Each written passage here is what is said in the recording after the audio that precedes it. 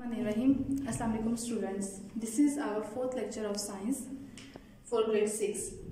After watching last 3 lessons, now we will be able to define cell, microscope and differentiate between plant cell and animal cell as well. Our today's topic is write a note on the nucleus of a cell, and this question I have taken from your textbook, page number 14. Question number 3, part 3. Write a note on the nucleus of a cell के cell के nucleus के ऊपर एक note लिखें। इससे previous lecture में students हमने nucleus of a cell के बारे में थोड़ा सा डिस्कस किया था, थोड़ा सा हमने पढ़ा था कि ये सबसे इम्पॉर्टेंट पार्ट होता है सेल का।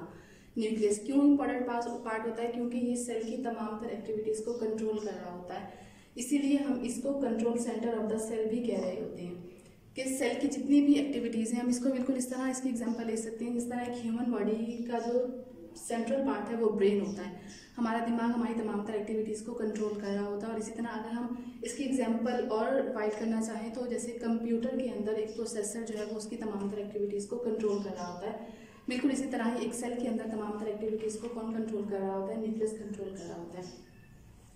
अब हम इसके स्ट्रक्चर के बारे में थोड़ा सा डिस्कस कर लेते हैं कि इसका स्ट्रक्चर कैसा होता है। न्यूक्लियस का स्ट्रक्चर जो है वो ये आपको नज़र आ रही होगी, बाउंड्री वॉल है जिसको हम न्यूक्लियर मेम्ब्रेन कहते हैं। ये मेम्ब्रेन से बनी हुई एक बाउंड्री वॉल होती है जिसने पूरे न्यूक्लियस को कवर किया हुआ होता है। और इस न्यूक्लियस के अंदर ये धागे की तरह से थ्रेड लाइक स्ट्रक्चर्स थ्रेड की तरह के नज़र आ रहे हैं, इनको हम क्रोमोसोम्स कहते हैं। ये वो क्रोमोसोम्स है जिनके अंदर तमाम तर सेल के करेक्टरिस्टिक्स स्टोर्ड होते हैं इस थ्रेड के अंदर, और ये करेक्टरिस्टिक्स एक सेल से न्यू सेल के अंदर ट्रांसफ़र होने होते हैं। और ये ट्रांसफॉर्मेशन किस तरह हो रही होती है ये आप फर्दर इंशाल्लाह 9th क्लास में डिटेल में पढ़ लोगे। Chromosomes pass on the characteristics of the cell की सेल की तमाम तरह करेक्टरिस्टिक्स जो है वो एक सेल से दूसरे सेल में या न्यू सेल में क्रोमोसोम्स पास आउट कर रहे होते हैं।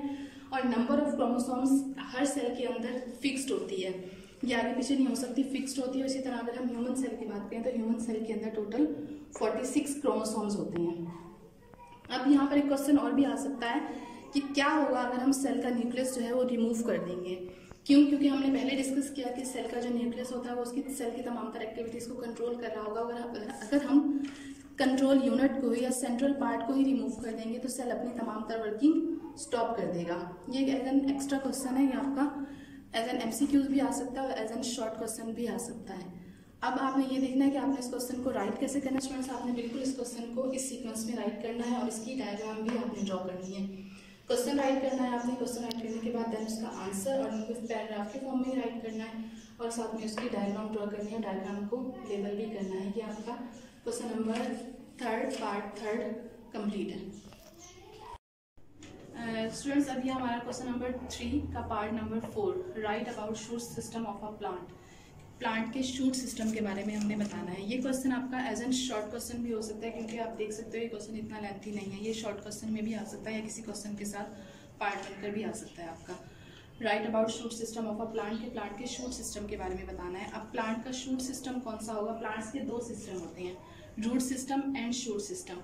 वो तमाम एरिया जो अंडर द ग्राउंड होता है उस तमाम एरिया को हम कहते हैं रूट सिस्टम। और हमारा टॉपिक किससे रिलेटेड है? शूट सिस्टम से। और शूट सिस्टम वो तमाम पार्ट जो अबव द ग्राउंड होता है, प्लांट के अबव द ग्राउंड जितना भी पार्ट होगा वो तमाम क्या होगा? उसका शूट सिस्टम। एंड वो पार्ट जो अंडर द ग्राउंड होगा वो रूट सिस्टम होगा। और question is related just to shoot system. So here is the definition, the part of the plant outside the ground forms shoot system. कि plant का वो part, वो हिस्सा जो आउटसाइड द ग्राउंड हो, ज़मीन के ऊपर हो, वो मिलकर क्या बनाता है? उसका शूट सिस्टम बना रहा है। अब इसके हम पार्ट्स देख लेते हैं। इसके पार्ट्स कितने हैं? It consist of main stem, ये इसकी मेन स्टेम है। उसके बाद ये ब्रांचेस, लीव्स एंड फ्लावर्स, ये तमाम मिलकर क्या बनाते हैं? इसका शूट सिस्टम का पार्ट्स बना रहे होंगे। It consist of main stem, leaves, branches and flowers. Shoot system का फंक्शन क्या होता है? शूट सिस्टम डिफरेंट किस्म की फंक्शनैलिटी परफॉर्म कर रहा होता है, जैसे कि मूवमेंट ऑफ वाटर, पानी की मूवमेंट जो है वो मूव करवाना किसका काम होता है? शूट सिस्टम का होगा। फूड मेकिंग, कि जितना भी फूड मेकिंग प्रोसेस हो रहा होता है वो लीव्स के अंदर हो रहा होता है। लीव्स किसमें इंक्लूड होते हैं? इसके शूट सिस्टम में होते हैं। एंड प्रोड्यूसिंग सीड्स, और सीड्स प्रोड्यूस होना, सीड्स कहाँ पे प्रोड्यूस होते हैं? फ्रूट्स के अंदर, और फ्रूट्स किससे बन रहे होते हैं? फ्लावर्स से बन रहे होते हैं। सो वो इसके इनसाइड में होते हैं।